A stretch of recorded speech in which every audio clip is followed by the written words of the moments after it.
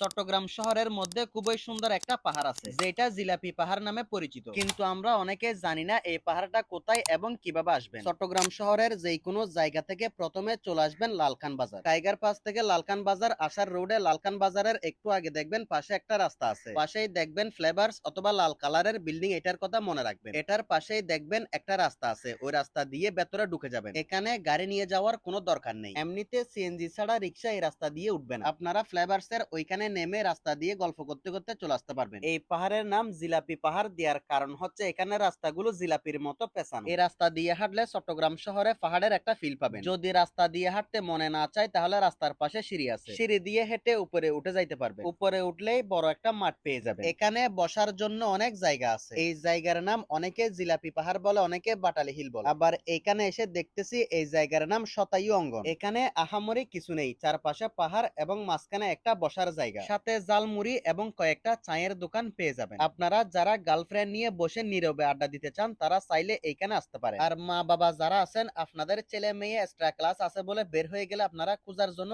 এইখানে আসতে পারেন। যারা আমার মতো সিঙ্গেল আছেন, বিকেলে আড্ডা দেওয়ার জন্য জায়গা খুঁজে পান না, তারা চাইলে এইখানে আসতে পারে। আর মোটা মানুষ যারা আছেন, এইখানে দিনে একবার উঠানামা করলে শরীর এমনি কমে যাবে।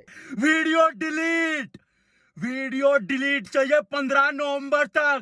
कुछ भी करो, कैसे भी करो,